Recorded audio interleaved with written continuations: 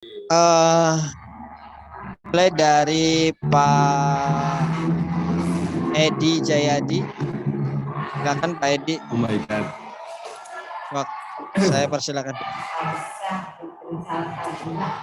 Baik, bismillahirrahmanirrahim. Assalamualaikum warahmatullahi wabarakatuh.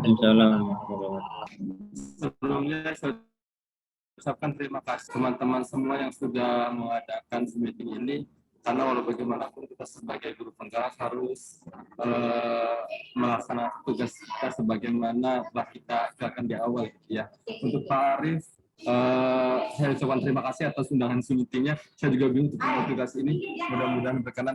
Baik, kalau saya langsung share screen nggak apa-apa ya teman-teman ya. Oke. Iya. Pak Karyo, suara saya oke Pak Karyo? Udah, Pak Edi. Gimana? Udah tuh, Pak. Saya udah muncul, Pak. Udah muncul, Pak, saya, Pak. Ya, silakan. Halo? Udah, Pak Edi. Ya, udah. Udah muncul ya, Pak, ya? Oke, baik, teman-teman. Bismillahirrahmanirrahim. Assalamualaikum warahmatullahi wabarakatuh. Saya mulai jam 10.24. Saya jam 10.29 kalau saya serta mereka.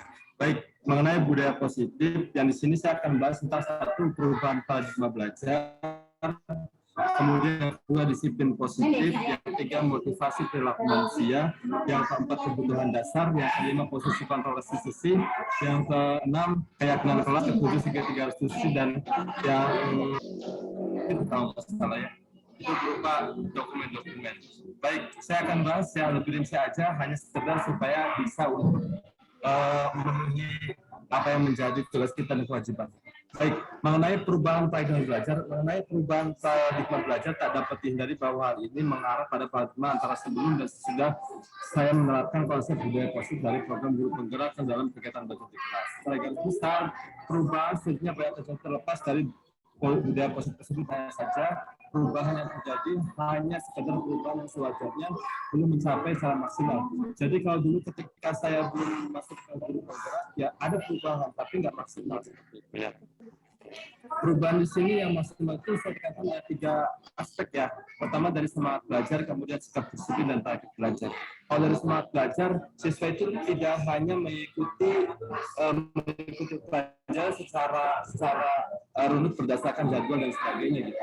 Tapi di sini siswa itu lebih mengeksplor diri sehingga mereka mampu menggali potensi mereka yang ada seperti itu.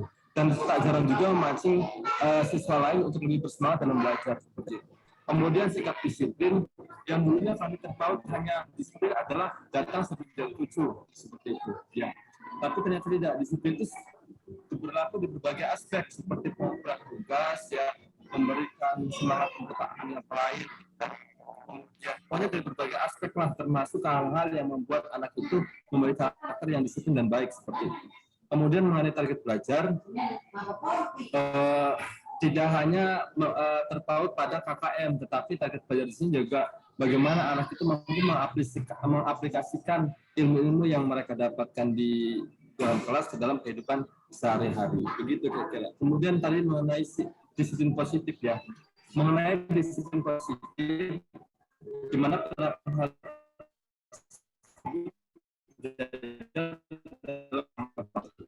seperti ini.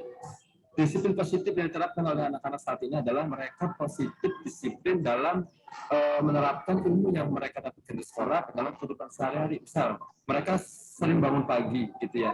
Tapi ini tuh ilmunya kan dari sekolah, memiliki jadwal daily activity gitu. Kemudian diterapkan dalam kehidupan sehari-hari. Nah, hal ini pada akhirnya membuat mereka memiliki sikap disiplin, tak hanya mengenai waktu, ya, disiplin dalam bantu orang tua juga gitu, atau secara kontinu, disiplin dalam bermain. Maksudnya ketika dia bermain, kalau bermain waktunya gitu kan. Kalau belajar seperti itu, tidak mencampur adukan mana bermain, mana waktu bermain, mana waktu untuk belajar. Termasuk juga penggunaan gadget, HP dan beberapa anak yang punya laptop seperti itu ya.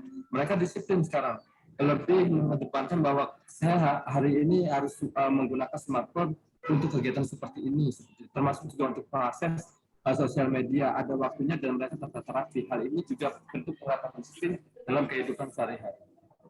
Lanjut mengenai motivasi perilaku manusia. Jadi begini, untuk poin yang ketiga ini, ya, motivasi perilaku manusia, ternyata bagi saya secara pribadi, motivasi itu tidak hanya datang dari orang tua dan guru ya. Ini ada motivasi lain yang berasal dari guru ngaji misalnya. ya, atau guru atau seseorang yang mereka anggap lebih dekat seperti kakaknya mungkin gitu ya, atau selain guru ngaji misalnya siapa ya, teman curhatnya seperti itu ya. Hal ini bertujuan adalah walaupun bagaimanapun ada orang lain yang membuat dia dapat untuk bersikap lebih baik sehingga membuat karakter yang baik seperti itu. Nah, hal ini juga diterapkan dalam kehidupan sehari-hari luar kegiatan sekolah.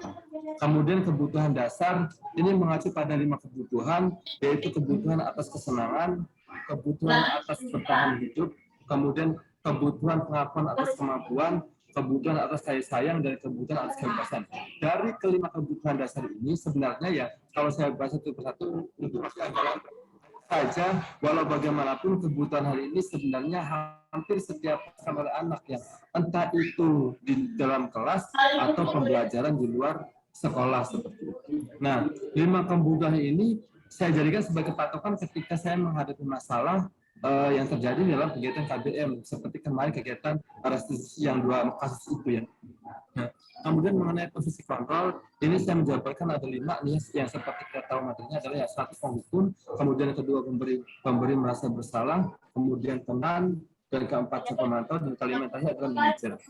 Nah, untuk posisi kontrol restitusi tersebut ya sama seperti halnya dengan kebutuhan dasar, hal ini juga saya jadikan sebagai patokan ketika saya menghadapi masalah yang terjadi dalam kegiatan belajar mengajar di kelas seperti itu. Karena walau bagaimanapun kita harus tahu dulu ya, ketika anak bersalah itu tidak mesti anak dulu yang salah. Saya yakin dia punya alasan apa dia melakukan sebuah kesalahan seperti itu. Nah, ini sebelumnya saya ucapkan terima kasih kepada Ibu Nika Rayanti ya, sebab dari beliau saya mendapatkan sumber dari 2 materi ini ya, kebutuhan dasar dengan posisi kontrol restitusi. Kemudian yang ke-6 keyakinan kelas. Terus terang teman-teman ya, antara keyakinan kelas dan kesepakatan kelas, sampai detik ini saya kembali mengatakan bahwa saya masih belum paham apa itu sejatinya keyakinan kelas dan apa itu kesepakatan kelas. Modelnya tuh, maksudnya tujuannya, bentuk kata-katanya seperti apa? Karena saya pikir ini kedua-duanya hampir sama seperti itu ya. Saya juga bingung yang membedakannya mana. Hanya saja terlepas dari kebingungan saya ini, saya yakin ya kedua hal ini, keyakinan kelas dan kesepakatan kelas ini bertujuan adalah bagaimana supaya ketika kita melakukan pembelajaran di kelas ini menjadikan kelas menjadi kondusif dan kegiatan belajar berjalan dengan baik dan targetnya tercapai dengan maksimal seperti itu.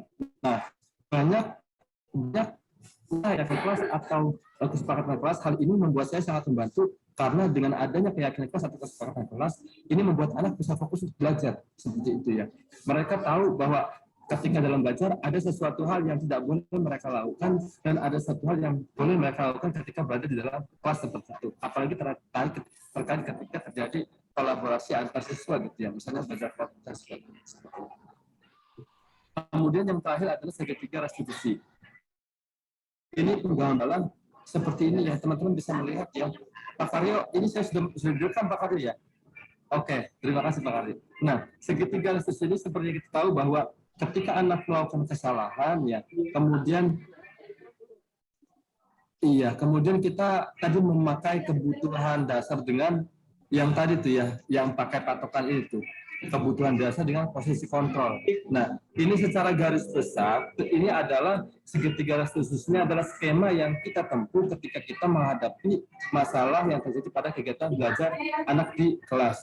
Ya, intinya adalah ketika anak itu bersalah, anak itu nggak dijudge bersalah, tapi dia menjudge dirinya bahwa ya saya ini bersalah. Kemudian dia mengakui dan dia memberikan solusi terhadap masalah yang dia temukan sendiri. Dan pada di sini guru hanya sekedar untuk membantu dan sebagai manajer tadi seperti itu ya, kurang lebih sebagian besar manajer. Nah, kemudian ketika anak itu mengaku dan dia menemukan solusi dari masalahnya, sikap guru itu adalah mengembalikan anak tersebut ke dalam kelompok belajarnya agar bahwa dia itu berposisi sebagai bukan satu-satunya orang yang bersalah, tapi justru adalah orang yang siap untuk melakukan kebaikan, memperbaiki diri dan melakukan kebaikan yang lebih baik lagi seperti itu. Jadi tidak ada yang namanya anak itu benar-benar mutlak melakukan kesalahan dan anak adalah seorang yang sangat bersalah seperti itu. Ini tujuan utama dari kegiatan restitusi yang saya pahami selama ini. Nah, baik teman-teman ya, video saya tadi belum usah lama saya khawatir bermasalah, jadi saya melakukan foto saja. Ini dokumentasi saya ketika saya belajar bersama anak untuk mengatur kapan kita menggunakan gadget, kapan kita tidak menggunakan gadget. Jadi ketika di sekolah saya memberikan pada anak supaya itu mampu men-schedule dirinya kapan saya harus menggunakan HP gitu untuk akses kegiatan sosial atau media sosial seperti itu. Nah, kalau ini adalah rutin bagaimana kita mempelajari anak agar menggunakan menu sehat. Jadi anak itu ketika dia di luar sekolah, ya dia mendapatkan ilmu dari sekolahnya bahwa kita memiliki menu sehat yang seperti ini gitu. Jadi nggak semua makanan bisa untuk dikonsumsi. Jadi nggak asal enak ya, termasuk juga makanan yang sehat dan halal itu juga penting. This meeting now has unlimited minutes. Oke. Ada pemberitahuan dari asisten. Nah, kemudian ini kegiatan restitusi kemarin ya, sikap dari dua anak yang dia ini iseng menyembunyikan sepatu teman sekelasnya. Ya, kemudian saya melakukan segitiga restitusi, akhirnya dia mengaku bersalah dan mengembalikan sepatunya. Kemudian saya mengembalikan dia ke kelompok kelasnya dan teman-temannya tahu bahwa itu hanya sebuah iseng dan bukan sebuah kesalahan, dan dia percaya diri bahwa saya ini laki-laki sebagai pelindung, bukan untuk menjahili temannya yang lemah seperti itu. Nah pun dengan ini kegiatan olahraga yang tidak, karena ini SD Negeri Karangasem itu mendapatkan dana DAP tahun ini ya sebesar sebanyak 11 ruang kelas, maka saya lebih banyak kegiatan itu di luar kelas, termasuk kegiatan belajar juga seperti itu. Dan ini salah satu contoh ketika saya melakukan kegiatan senam yang di 8 sekolah, saya lakukan kegiatannya berada di luar sekolahan seperti itu. Nah, tadi yang perempuan, yang laki-lakinya.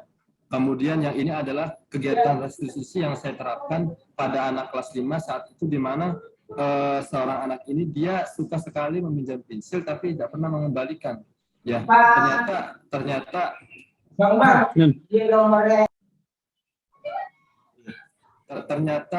anak ini punya hobi, yaitu dia itu suka lupa ketika mengembalikan.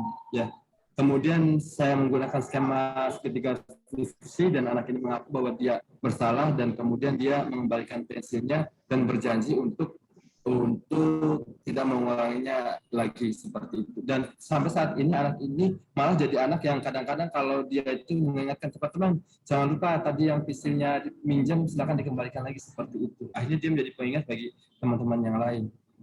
Oke teman-teman, itu dari saya sudah presentasi sebanyak 4 menit ya. Jadi mudah-mudahan kebutnya bisa terkejar dan bisa dipahami. Barangkali ada yang mau memberikan saran, masukan dan sebagainya, saya terima dengan tangan terbuka, dan mudah-mudahan ini menjadi pembelajaran bagi saya pribadi karena saya tahu bahwa apa yang saya sampaikan ini sangat jauh dari sempurna. Terima kasih. Mangga teman-teman, saya kembalikan ke host.